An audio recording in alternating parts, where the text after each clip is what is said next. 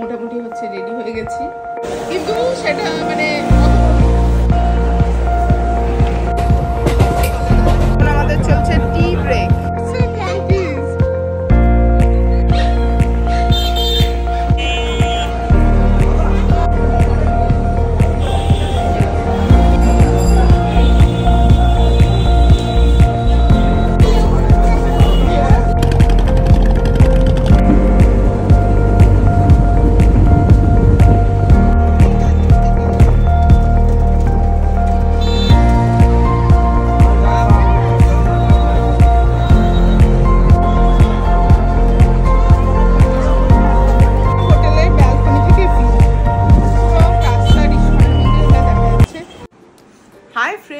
Welcome back to my channel. প্রথমে সবাইকে জানাই গুড মর্নিং, কারণ আজকে ব্লগটা শুরু করছি খুব সকাল সকাল। সকাল বলতে এখন বাজে হচ্ছে 6:51, 7টা তো বাজতেই যায়। তো আমি রেডি হয়ে গেছি। আর এত সকাল সকাল রেডি হয়ে যাওয়ার কারণ কি সেটাও বলি। সকাল সকাল রেডি হওয়ার কারণ হচ্ছে আজকে অনেক দিন বাদে হচ্ছে আমি, আমার বোন আর আমার বোনের বন্ধু পৌলমী, আমরা তিনজনে মিলে যাচ্ছি ঘুরতে। তো আমরা লাস্ট যেটা ঘুরতে গেছিলাম, লাস্ট আমাদের তিনজনের একসাথে ট্রিপ ছিল আগের বছর নভেম্বরে, সেটা গেছিলাম আমরা বেনারসে। আর আজকে যাচ্ছি আমরা হচ্ছে মায়াপুর। তো হাতে ছুটি বড়ই কম, মাত্র হচ্ছে 1.5 দিনের জন্য। মানে আজকে শনিবার সকালবেলা আমরা বেরোচ্ছি, আর হচ্ছে ফিরবো হচ্ছে রবিবার দিন রাত্রেবেলা। তো এই মানে হচ্ছে 1.5 দিনের জন্যই হচ্ছে আমাদের পুরো প্ল্যানটা। তো যার জন্য হচ্ছে খুব তাড়াতাড়ি করে সমস্ত কিছু প্যাক করেছি। এটাই হচ্ছে আমাদের ট্যুর। তো সকাল সকাল উঠে রেডি হয়ে গেছি। আর তার আগে করে নিয়েছি হচ্ছে পুজো। একটু ঠাকুরকে হচ্ছে পুজো না দিয়ে ঘর থেকে বেরোতে ঠিক আমার না ভালো লাগে না, তো ঠাকুরের পুজো দিয়ে নিয়েছি। আর যেহেতু এখন অনেকটাই সকাল, তো বেবিকে ঘুম থেকে তুলিনি, বেবি ঘুমোচ্ছে, ওকে নিয়ে যাব না, আমরা তিনজনেই যাব। বেবি ওর বায়ের কাছে থাকবে। বা মানে হচ্ছে আমার বেবি হচ্ছে ওর বাবাকে হচ্ছে বা বলে ডাকে, তো বেবি হচ্ছে থাকবে ওর বায়ের কাছে। আর আমরা হচ্ছে তিনজন যাচ্ছি হচ্ছে মায়াপুর ধাম। তো এই যে এখানে হচ্ছে সব আমাদের প্যাকিং পত্র প্যাকিং হয়ে গেছে। এই ব্যাস এই 2খানা ব্যাগ নিয়ে হচ্ছে বেরিয়ে যাব। তো চলো। আর আমরা যাব হচ্ছে হাওড়া স্টেশন থেকে। হাওড়া স্টেশন থেকে কাটোয়া লোকাল ধরবো, ধরে একদম হচ্ছে লোকাল ট্রেনে করেই চলে যাব হচ্ছে নবদ্বীপে। যেতে লাগবে ট্রেনে করে ওই 2.5 ঘন্টা মতো। তো চলো কিভাবে যাচ্ছি, কেমন কি হচ্ছে দেখো তোমরা। আর হচ্ছে ব্লগটা কেমন লাগছে সেটাও অবশ্যই বলো। বেরিয়েছি আর শুরু হয়ে গেছে, বেশ ভালোই আছে সকাল থেকে বৃষ্টি।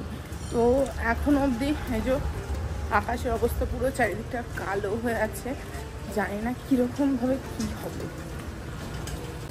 বাড়ি থেকে টোটো করে এসে গেছিলাম মল্লিক ফটক, আর মল্লিক ফটক থেকে অটো করে নিয়েছি। অটো করে চলে যাচ্ছি একদম হাওড়া স্টেশন। তো অটোটা যেহেতু একদম হাওড়া স্টেশনের সামনে দাঁড়ায় আর খুব তাড়াতাড়ি চলে যাওয়া যায়, যার জন্য এই রুটটা নিয়েছি।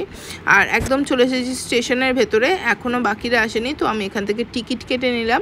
আর টিকিটের প্রাইস হচ্ছে লোকাল ট্রেনের 25 টাকা করে পার হেড। তো এই যে আমাদের টিকিট। তো নিয়ে চলো এবার যাই, দেখি কোন প্ল্যাটফর্মে হচ্ছে আমাদের ট্রেনটা দিয়েছে। এই যে এই বোর্ডে এখানে সমস্ত কোন ট্রেন কোন প্ল্যাটফর্মে দেয় সেগুলো সব করা আছে। আমরা চলে এসেছি এখন হাওড়া স্টেশনে। আমাদের আরেকজন মেম্বার পৌলমী, তো পৌলমী পালিয়ে যাচ্ছে। হ্যাঁ, তো আমরা ফাইনালি তিনজনে একসাথে হয়ে গেছি। হয়ে চলো এখন যাব হচ্ছে আমরা নবদ্বীপে। তো আমরা এখনো জানি না কোন প্ল্যাটফর্মে ট্রেনটা দেবে।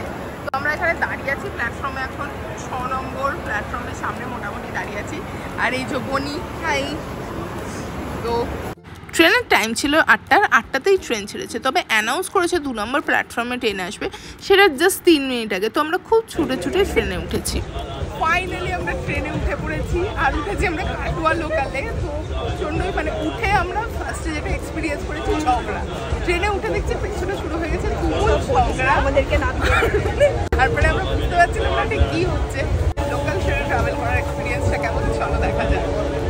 ট্রেন ছেড়ে দেওয়ার খানিকক্ষণ পরে মানে এই 5-7টা স্টেশন পর থেকে বেশ রাস্তাটা দেখতে লাগছিল খুবই ভালো। এরকম বেশ ফাঁকা ফাঁকা একটা নির্জন রাস্তা, তার সাথে হচ্ছে এত সবুজ দেখে এমনি মনটা হয়ে গেছিলো খুবই ভালো। আর ট্রেনে চলাকালীন এই জানলা দিয়ে কিন্তু প্রকৃতি দেখতে খুবই ভালো লাগে। তো তারপর অনেকক্ষণ বাদে পেয়ে গেছিলাম চাটা দেখে পেয়ে গেছিলাম আমরা খুব আনন্দ। তো চা আর দিলখুশ নিয়ে নিয়েছিলাম আমরা সকালবেলা খাওয়ার জন্য, মানে ব্রেকফাস্ট এটা আমাদের দিয়ে শুরু হয়েছিল। আর ট্রেন যেহেতু লোকাল ট্রেন, হরদম কিছু না কিছু খাওয়ার আসছিলো, যে দেখতেই পাচ্ছ এখানে লাড্ডু থেকে শুরু করে ঝালমুড়ি, চানা মাখা, মানে সিঙ্গারা, কচুরি, কোন জিনিসটার অভাব আছে, যে চিপস, সমস্ত কিছু আসছে। তো খাওয়ার আমরা খুচখাচ কিছু কিনে খাচ্ছিলাম। তো আমাদের মোটামুটি ট্রেনে যেতে যেতে মানে খাওয়া দাওয়াও চলছিল, যেরকম বাইরের হচ্ছে পরিবেশও দেখা হচ্ছিল, প্রকৃতিও দেখা হচ্ছিল, আর তার সাথে চলছিল আমাদের চুটিয়ে আড্ডা। তো সব মিলিয়ে জার্নিটা হচ্ছিল বেশ মজা। আমরা এখন প্রায় চলে এসেছি, আর পুরো মনে হয় আর একটা স্টপেজ মানে লাস্ট স্টপেজ এটা আমাদের। তো মানে আমরা এত বকেছি কোথা দিয়ে 2 ঘন্টা লেগে গেছে, কোথা দিয়ে গেছে 2 ঘন্টা যাই না, মানে হচ্ছে আমরা এক্স্যাক্টলি আমরা এরকম করে পুরো জার্নিটা কমপ্লিট করে। তো আমরা চলে এসেছি ফাইনালি নবদ্বীপ ধাম, আর এইটা ছিল আমাদের ট্রেন যেটা এখন ছেড়ে দিল। আর এখন এই এসকেলেটর দিয়ে আমরা যাবো হচ্ছে ওই পারে। স্টেশন থেকে নেমেই দেখে এরকম কতগুলো হনুমান, আর এদেরকে রেকর্ড করার কারণ হচ্ছে এটা আমি বেবিকে গিয়ে দেখাবো, ও দেখে এদেরকে খুবই মজা পাবে। আর এই দেখো কেমন ওরা পাঁপড় খাচ্ছে, আর আমার বোন বলছে তাড়াতাড়ি ফোনটা ঢুকিয়ে নে, ওরা কিন্তু ফোন কেড়ে নিয়ে চলে যায়। চলে এসেছি আমরা নবদ্বীপ ধামে। এখান থেকে আমরা এখন নিয়ে নেব টোটো করে যাব হচ্ছে যে ফেরিঘাট যেতে হবে, সে ফেরিঘাটে, সেখান থেকে হচ্ছে ফেরি করে মায়াপুর। স্টেশনের বাইরে প্রচুর টোটোর অপশন পাওয়া যায়, যদিও বা 4 জন থাকলে একটু বেশি সুবিধা হয়, 4 জন কি 5 জন, তাহলে ওরা একটা টোটো পুরো রিজার্ভ করে নেয়। টোটো ভাড়া নেয় হচ্ছে এই নবদ্বীপ স্টেশন থেকে ফেরিঘাট যেতে পুরো হচ্ছে 20 টাকা করে পার হেড। আর যেতে যেতে রাস্তায় প্রচুর রকম মন্দির দেখতে পাচ্ছিলাম আশেপাশে, আর খানিকক্ষণের মধ্যেই প্রায় 10 মিনিটের মধ্যেই আমরা পৌঁছে গেছিলাম এই যে ফেরিঘাটে। এটাই হচ্ছে ফেরিঘাট যাওয়ার রাস্তা। তো এখানে নেমে আমরা হচ্ছে ফার্স্টে করে নিয়েছিলাম আমাদের হচ্ছে ব্রেকফাস্ট, মানে আমরা খুচখাচ কিছু খেয়েছি কিন্তু সলিড তো কিছু খাইনি এখনও। কখন খাবো, গিয়ে লাঞ্চ করবো সেটা তো যাই না। তো একদম যে ফেরিঘাটের সামনে থেকে, এই যে এই সামনেটা হচ্ছে ফেরিঘাটের রাস্তা, তো সেখান থেকেই হচ্ছে তার পাশে একটা দোকান থেকে আমরা করে নিয়েছিলাম লাঞ্চ। আর দেখতে পেয়ে গেলাম এখানে নেমেই প্রচুর এরকম একতারা বিক্রি হচ্ছিল। আর তারপরেই চলে এলাম এই খাবারের দোকানে। এখানে এইরকমভাবে গরম গরম কচুরি, পরোটা, নিমকি, পেটাই পরোটা সব বানানো হচ্ছিলো। তো আমি নিয়ে নিয়েছিলাম পেটাই পরোটা, আর মৌ আর পৌলমি নিয়ে নিয়েছিল হচ্ছে এরকম লুচি, আর তার সাথে ছিল এরকম ছোলার ডাল। তো এই 3 প্লেট খাবারের দাম পড়েছিল 68 টাকা।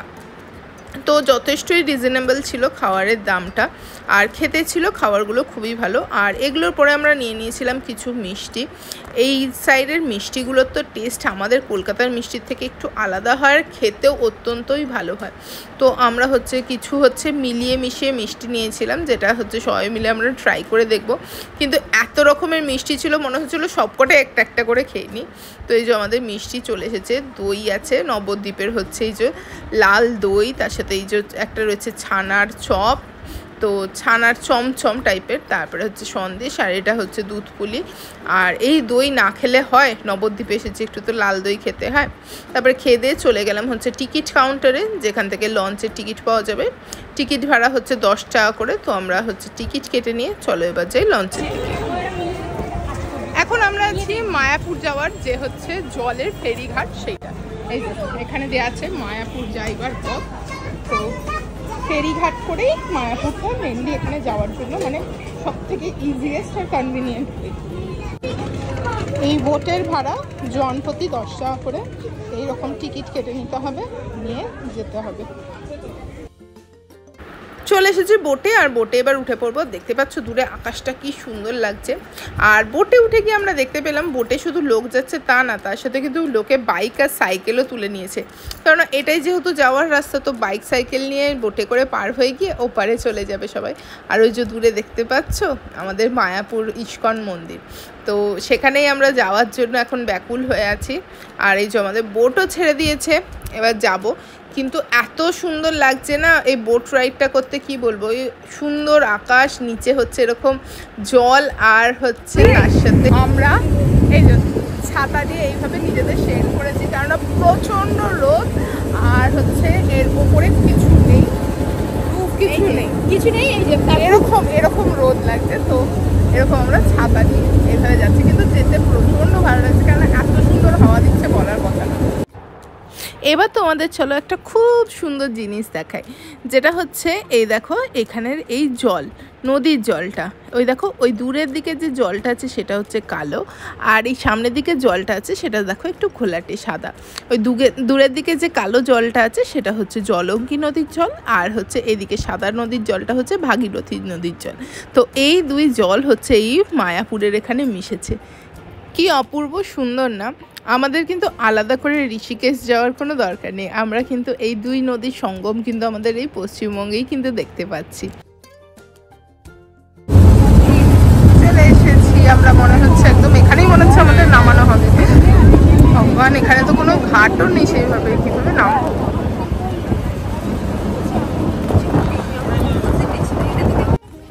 এই যে একদম চলে এসেছি আমরা, পুরো হচ্ছে বাঁশের এই ব্রিজের ওপর দিয়ে নেমে আমাদের যেতে হবে। তো একটা ভয়ও করছে আর বেশ একটা এক্সাইটমেন্টও লাগছে, আর নেমে পড়েছে এখন আমরা। আর এখানে হচ্ছে টিকিট চেক করিয়ে আমাদের বেরোতে হবে। এখান থেকে এই মাটির রাস্তাটা আছে খানিকটা, এই যে এইরকম রাস্তা, ইট বেছানো রাস্তা মাটির, সেটা দিয়ে খানিকক্ষণ হেঁটে যেতে হবে। হেঁটে গেলেই পেয়ে যাব হচ্ছে আমরা পুরো যে বাস বা টোটো স্ট্যান্ড। তো সেখান থেকে আমরা যাব হচ্ছে মায়াপুরের যে মন্দির, ইস্কন মন্দির, সেখানে। এখান থেকে তোমরা অবশ্যই হচ্ছে জিজ্ঞাসা করে নেবে টোটো ভাড়া, কেননা খুবই ডিস্টেন্সটা কম, জাস্ট 3-4 মিনিটের হচ্ছে রাস্তা। তো আমরা যেহেতু জানতাম না, আমাদের থেকে 20 টাকা করে ভাড়া নেওয়া হয়, যদিও বা এখানের ভাড়াটা হচ্ছে 10 টাকা করে। তো তোমরা এটা অবশ্যই আগে জেনে নিয়ে তবে টোটোতে উঠবে, কেননা কিছু তো অসাধু লোক থাকবেই যেখানে, যারা সব সময় মানে ট্যুরিস্টদের থেকে এভাবে ঠকিয়ে কারবার করার একটা তাদের প্রবণতা থাকে। তো চলে এসেছি একদম আমরা মন্দিরের সামনে, আর আমরা হচ্ছে মন্দিরের ভেতরেই থাকবো হচ্ছে গদা ভবনে, সেরকমই আমরা সব ভেবে এসেছি। তো আমরা আগে থেকে বুক করিনি, আমরা গিয়ে হচ্ছে ওখানে গিয়ে সমস্ত বুকিং করব। আর ফার্স্টে যেটা করতে হবে শুনেছি এখানে হচ্ছে গদা ভবনের যে খাবারের কাউন্টারটা, সেখানে গিয়ে আগে কুপন কেটে নিতে হবে দুপুরের লাঞ্চের জন্য, সেটা হচ্ছে সকালবেলা দেয়। 10টা থেকে হচ্ছে কুপন দেওয়া শুরু হয়, 12টা অবধি হচ্ছে মোটামুটি কুপন দেয়। তো যেরকম কুপন থাকে তার উপর হচ্ছে ডিপেন্ড করছে। আর এই যে একদম গেটের বাইরে এলাম, এখানে সবাই হচ্ছে তিলক পরানোর জন্য অনেকে থাকেন, ওনারা হচ্ছে তিলক পরিয়ে দেন। তো তোমাদের সামর্থ্য মতো তিলক পরলে যা ইচ্ছা তোমরা ওনাদের দিতে পারো, তাতে ওনারা কিছুই বলেন না। তো আমরা চলে এলাম একদম হচ্ছে এই যে কাউন্টারটার সামনে, এইটাই হচ্ছে কাউন্টার। আর এইখান দিয়ে হচ্ছে বাকি প্রচুর হচ্ছে দোকান রয়েছে। তো এই যে মন্দিরের সমস্ত কিছু যে টাইমিং রয়েছে সেটা এখানে দেওয়া আছে, কোন সময় মন্দির খোলা থাকে, কখন কি পুজো হয়, আর কখন মন্দির বন্ধ থাকবে, সমস্ত কিছুই দেওয়া আছে। তো আমরা সেই সমস্ত করতে করতে দাঁড়িয়ে পড়লাম হচ্ছে এখানে হচ্ছে গদা ভবনের যে ফুড কাউন্টারের যে লাইনটা সেখানে, কিন্তু আমরা সেখানে টিকিট পাইনি। তো আমরা হচ্ছে তার আগেই, আমরা যতক্ষণে টিকিট কাউন্টারে গেছি তার আগেই টিকিট শেষ হয়ে গেছিলো। তো আমরা তারপরে গদা ভবনে হেঁটে হেঁটে যাচ্ছিলাম, আর এই সাইডের রাস্তাটা দিয়ে খানিকটা হেঁটে গেলেই হচ্ছে গদা ভবনের রাস্তা, যেটা একদম মন্দিরের ঠিক হচ্ছে উল্টো দিকেই। তো চলে এসেছি এখন হচ্ছে গদা ভবনে। আমরা এখানে গিয়েও খোঁজ করলাম, কিন্তু এখানেও হচ্ছে ফুড কাউন্টারের হচ্ছে কোনো হচ্ছে কুপন আর বাকি নেই, আর গদা ভবনে নেই কোনো রুম। তো আমরা পড়ে গেলাম তো মহা মুশকিলে। গদা ভবন, চৈতন্য ভবন, গীতা ভবন বিভিন্ন জায়গা দেখে আমরা কোথাও না পেয়ে মন্দির থেকে বেরিয়ে এসে মন্দিরের উল্টো দিকে এই রাধা হোটেলে আমরা চলে এলাম হচ্ছে থাকার জন্য। হোটেলটা ছিল একদম মন্দিরের গেটের অপোজিটে, মানে এই যে দেখতে পাচ্ছ মন্দিরের গেটটা আমরা পুরো হোটেল থেকে দেখতে পাচ্ছি। আর বিল্ডিংটা এখনও নিচের রিসেপশনটা আন্ডার কনস্ট্রাকশন, আর এইখানে সাইডে হচ্ছে রিসেপশন। তো চেক আউটের টাইম ফার্স্টেই দেখতে পাচ্ছ তোমরা, সকালবেলা 9টায়। তো আমরা এখানেই হচ্ছে রুম নিয়ে নিলাম। এখানে এসি নন এসি দু রকমের রুম পাবে। এসি রুমের ভাড়া হচ্ছে 1800 টাকা, নন এসি হচ্ছে 900 টাকা। আর এই যে হোটেলের কার্ড আর নাম্বার, যদি তোমাদের কারো দরকার হয় তোমরা হচ্ছে যোগাযোগ করতে পারো। তো চলো এবার আমরা হচ্ছে আমাদের রুমে চলে যাই। আর এই যে দেখতেই পাচ্ছ সিঁড়ি দিয়ে উঠতে উঠতে পুরো মন্দির দেখতে পাচ্ছি। তো এত সুন্দর লাগছে কি বলবো। তো আমাদের হচ্ছে রুমটা ছিল হচ্ছে 3rd ফ্লোরে। তো রীতিমতো অতটা ঘুরে এসে 3rd ফ্লোরে উঠতে গিয়ে আমরা রীতিমতো হাঁপিয়ে যাচ্ছিলাম। 3rd ফ্লোরে উঠতেই মানে হাঁপিয়ে যাচ্ছি, সাথে ছিল লাগেজ। তো তারপরে হচ্ছে আমরা কোনো প্রকারে ব্যাগটাকে চাগিয়ে নিয়ে উঠে এসেছি। আর আস্তে আস্তে সিঁড়ি দিয়ে এত সুন্দর ভিউ দেখে মনটা হয়ে গেছিলো খুবই খুশি। আর এবার চলো তোমাদের রুমটাও দেখিয়ে দিই। এই যে এরকম রুমটা আছে, তাতে হচ্ছে একটা এরকম ডাবল বেড আছে, আর তার সাথে এই যে এখানে বালিশ দিয়ে রাখা আছে। আর আমরা হচ্ছে এই যে সাজাগোজা করার জন্য এই যে এখানে রয়েছে আয়না, সাইডে হচ্ছে কিছু চেয়ার ফেয়ার আর টেবিলও আছে। আর চলো এখানে সবথেকে সুন্দর যে জায়গাটা সেটা দেখে দিই, সেটা হচ্ছে এই ব্যালকনিটা। মানে ব্যালকনিতে বেরোলেই পুরো হচ্ছে মন্দিরটা এইভাবে দেখা যাচ্ছে, এত ভালো লাগছে কি বলবো। আর নিচে এই যে রাস্তা, সমস্ত দোকানপাট সব কিছু দেখা যাচ্ছে। এই ব্লগটা এখানেই শেষ করছি, আর খুব তাড়াতাড়ি আসছি পরের একটা ব্লগ নিয়ে। সেটাতে দেখাবো আমরা সারাদিন কি করলাম, কি খেলাম, সমস্ত কিছু। তো কেমন লাগলো তোমাদের এই ব্লগটা আমাকে অবশ্যই কমেন্টে বলো। আর ভালো লাগলো অবশ্যই ভিডিওটাকে লাইক কমেন্টে শেয়ার করো, চ্যানেলটাকে সাবস্ক্রাইব করতে ভুলো না কিন্তু। তো খুব তাড়াতাড়ি আসছে পরের পার্টটাও।